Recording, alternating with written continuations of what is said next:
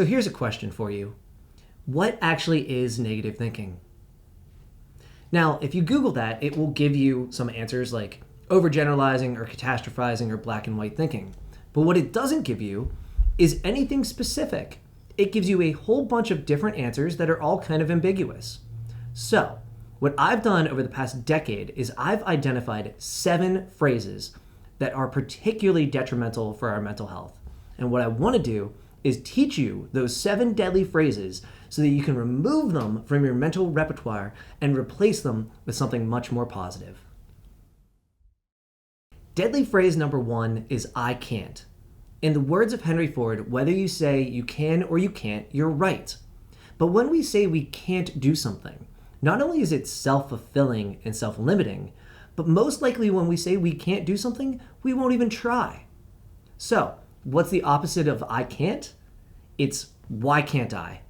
Maybe you can't run a marathon today, and that's okay, but what you can do is walk around the block.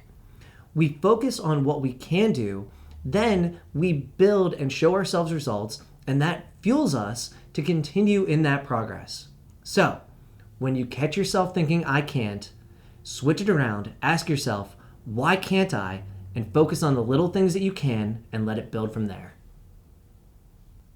Deadly phrase number 2 is I need. Now, in our society, we're conditioned to believe that we need a lot of things. We need a certain body image, we need a certain bank account, we need a fancy car. And yet, when we put our worthiness based on some other external need, someone else's approval or a certain amount in our bank account or waiting for a promotion or retirement, what often happens is then we only feel worthy if we get that external validation. Or we end up waiting for happiness. We think, I'll be happy when I get the promotion or when I retire, and our whole life goes by and we never actually find the happiness that comes. So, here's the truth. It is not, I need something external. All you need is already within you. It's just your job to find it. Your worthiness exists within you. Your peace comes from within you. And when you practice that and when you find that, then no matter which way the winds are blowing, you are the calm amongst the storm. Your happiness comes from within, and no one else can take that away from you. Deadly phrase number 3 is makes me.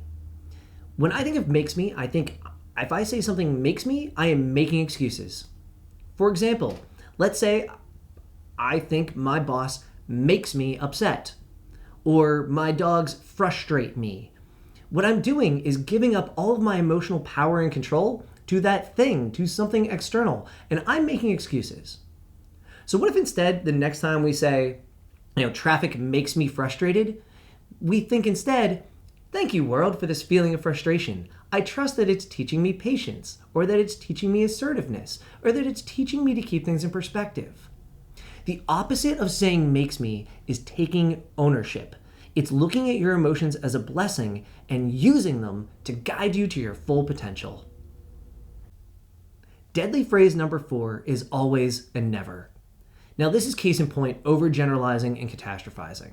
So for example, if you go through a breakup and you think, I'll always be single, I'll never find love again, then yeah, that's most likely to happen. It's going to be self-fulfilling. But what if instead you always believe in yourself and you never give up? So a great example of this comes from professional outfielder and current Pittsburgh Pirate Andrew McCutchen. Andrew McCutchen grew up in Florida, and he grew up poor, and he was a great athlete. And he had a football scholarship lined up. So his senior year, he's returning a kick, and on the first play of his senior year, he tears his ACL, MCL, and meniscus. His college football scholarship is done. Now, Andrew could have thought, I'll always be stuck here. I'll never make it out. I'll never be a success. And perhaps for a second he did. But instead, he believed, I always will believe in myself and I will never give up. He pivoted to baseball and became a potentially Hall of Fame baseball player. So here's my point. Rather than thinking, I'll always be stuck here, I'll never make it, instead, always believe in yourself and never give up. It's the biggest predictor of your success in anything, is the belief in yourself. Deadly phrase number 5 is should, shouldn't. Now, the words of Swiss psychiatrist Carl Jung, What we resist persists. So what I mean by that is, if I go into a public speaking engagement and I think, oh gosh, don't be weird, don't be nervous, don't blow it. Don't be weird, don't be nervous, don't blow it. What's my brain really hear over and over again? Weird, nervous, and blow it. What you resist persists.